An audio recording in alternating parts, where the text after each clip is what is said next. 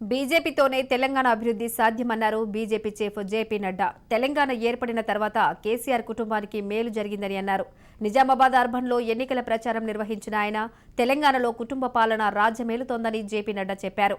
తెలంగాణ ప్రజలు బీజేపీని ఆదరించాలని అన్నారు. అధికారంలోకి వస్తే బీసీని సీఎం చేస్తామని చెప్పారు.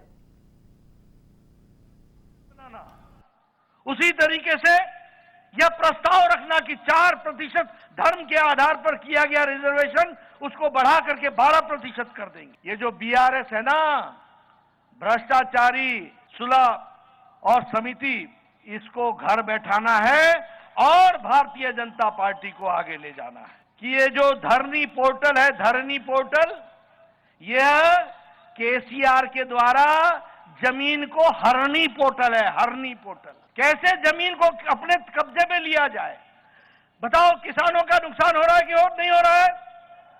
हो रहा है कि नहीं हो रहा है? ये धरनी पोर्टल के खिलाफ एक्शन होना चाहिए कि नहीं होना चाहिए? अगर होना चाहिए तो हमारे दोनों कैंडिडेट को आपको हैदराबाद भेजना होगा विधानसभा में, इसकी आपको चिंता करनी पड़ेगी। कालेश्वरम का प्रोजेक्ट ये केसीआर का एटीएम है। एटीएम, जब पैसे की कमी पड़े तो कालेश्वरम का प्रोजेक्ट का साइज बढ़ा दो।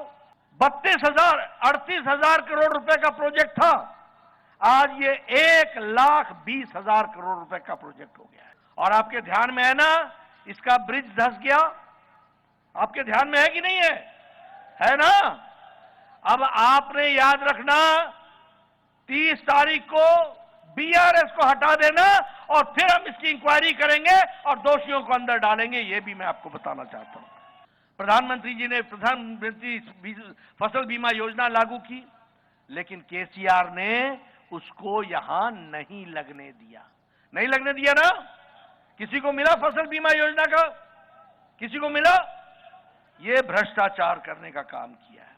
उसी तरीके से आपके यहां प्रधानमंत्री ग्रामीण आवास योजना था, उसका नाम बदल दिया। क्या कर दिया? 2 BHK। किसी को मिला मकान? किसी को मिला? ये सपना दिखाते रह गए और प्रधानमंत्री जी के द्वारा दिया गया प्रधानमंत्री ग्रामीण आवास योजना, उसको भी नहीं लगने दिया।